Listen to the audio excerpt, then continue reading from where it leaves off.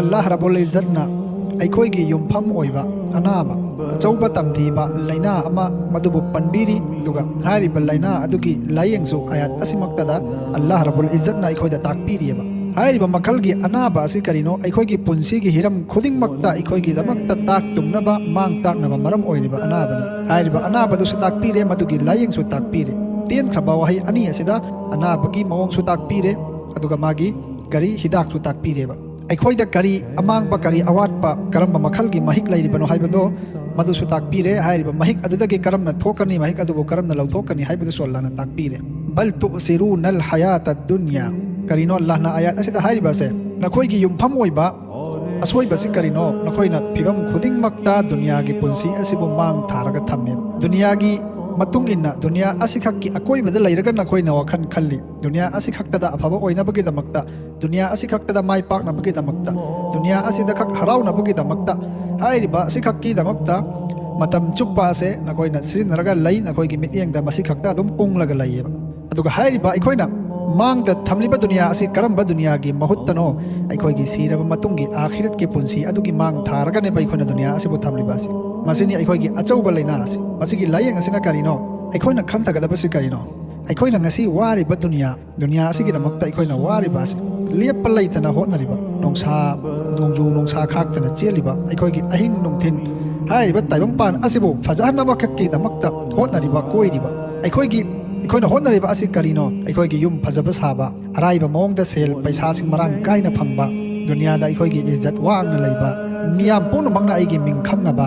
मियाम पुनमक्ता अइगी मिंगसे सेग्राक साकना चटनबा अइना फमलेन नाइबा अचौबा फममा अइना पाइबा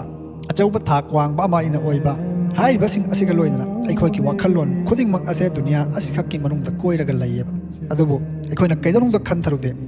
अखोइना ngasi वारिबा दुनिया असिगिदमक्ता वारिबा चेलिबा होतनरिबा कया असि मसिगिदमक्ता अखोइना हलाल अमदी हरामबु अमतोइना तिनसिनरगा थमलिबा मसिगिदमक्ता अखोइना खतनरिबा लाउनरिबा चंगनदरिबा तिन्नदरिबा कौनदरिबा मसिगिदमक्ता अखोइना अमना अमगी थवाई लौनरिबा इखेंग नायहनरिबा निमित कयानिगी पुंसीनो अखोइगी पुंसी असे मसिगी मतुंगदा सिरबा मतुंगदा लाकदरिबा पुंसी अदो मसिगी पुंसी असिदगिदी अदुक्की मतिक हेना थाक वांगबा पुंसी अमनी मसिगी दुनिया असिगी मयोक्ता हाइबा दुनिया असिगी मयोक्ता यामना खोंफम चेतपा लोंबा नाइदबा ताइबंग अमनेबा अखोइगी सिरबा मतुंगी पुंसी असे मसिगी महुत्तनेबा ngasi अखोइना दुनिया असिगी दमक्ता ngauriba असे अखोइना कैदनुंगदा कावरोइदबनी दुनियागी हराउबा अमा फाउबा पुंग फाबा ओइदे हराउबा खुदिंगमक्का लोइदना अवाबगी तिंखंग अदुमक पानबनी वखल्लोन अमगी ज्ञान मांगबा अमगी चममनबा चरांगनबा कया अमगी तिंखंग मखल कयागी पालेबा दुनियागी नुंगाइबा खुदिंगमक्ता हराउबा अमा फाउबा मपुंग फाबा ngमदबनी महाव अमा फाउबा मपुंग फादबनी ताइबंग असिदा अहाउबा चिंजाक अमा अखोइगी मांगदा थमलबा चाक लांबसु ओइरबा हाइबा अदु चाबगी महाउस अखोइना फंगलबा अदुबो तंजा अदुदा अखोइदा अवाबा पाव अमा तारबा अवाबा फिबम अमा यौसलक्पा खुदोंग थीबा अमा यौसलक्पा तारगदी अहाउबा चाकसु लामलबा चिंजाकसिंग अदो मदुगी महाउ उमांग मांगकी मही मयाई चमथोखियबा अदुना तायंगपान असिदा मपुंग फाबा हराउबा अमा फाउबा लैते हाइबसे अखोइना कावरोइदबने मियोइबसिंगना खनरिबसि करिनो अखोइना करिगुम्बा लन तुम तुंगसिलबदी अखोइना पुकनिंगी शांति फंगलगनी हाइना खल्लेबा अदु अखोइना कुपना मुन्ना येंगलगा अचौबा बिजनेसमैन अचौबा कारोबार तौरिबसिंग अचौबा कंपनी की मपुसिंग फमनाइबसिंग मखोइगी पुंसीसिदा अमुक्तंग मुरगा येंगसे मखोइदो अखोइना अफोंबा उबददी मखोइगी फिजे चाकसेट मखोइना सिनरिबा पोसिंगजु उबददी अखोइना करि खल्ली मखोइसि यामना नुंगाइना लैरबोय अनान बकार का तोंगा चटपा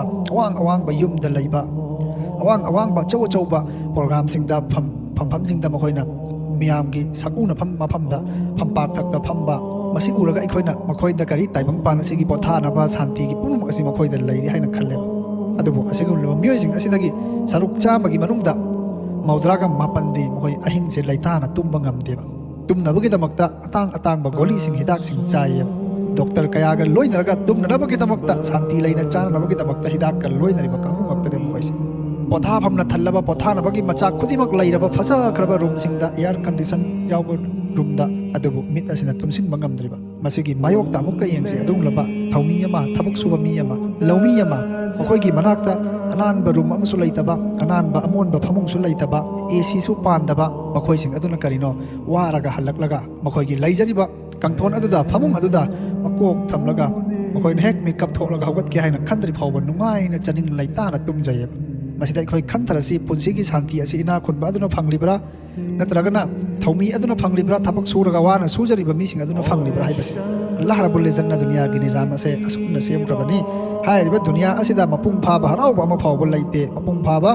ꯃꯍꯥꯎ ꯑꯃ ꯐꯥꯎꯕ ꯂꯩꯇꯦ ꯍꯔꯥꯎꯕ ꯈꯨꯗꯤꯡꯃꯛꯀ ꯂꯣꯏꯅꯅ ꯑꯋꯥꯕꯅ ꯑꯗꯨꯃꯛ ꯂꯣꯏꯅꯔꯒ ꯆꯠꯂꯕ ꯑꯃꯁꯨꯡ ꯑꯋꯥꯕ ꯈꯨꯗꯤꯡꯃꯛꯀ ꯂꯣꯏꯅꯅ ꯅꯨꯡꯉꯥꯏꯕ ꯍꯔꯥꯎꯕꯁꯨ ꯑꯗꯨꯃꯛ ꯑꯜꯂꯥꯍꯅ ꯄꯤꯕꯤꯔꯤꯕ ꯍꯥꯏꯔꯤꯕ ꯅꯤꯖꯥꯝ ꯑꯁꯤꯗ ꯑꯜꯂꯥꯍ ꯔബ്ꯕꯨꯜ ꯏꯖꯠꯅ ꯑꯩꯈꯣꯏꯗ ꯊꯝꯕꯤꯈ꯭ꯔꯕꯅꯤ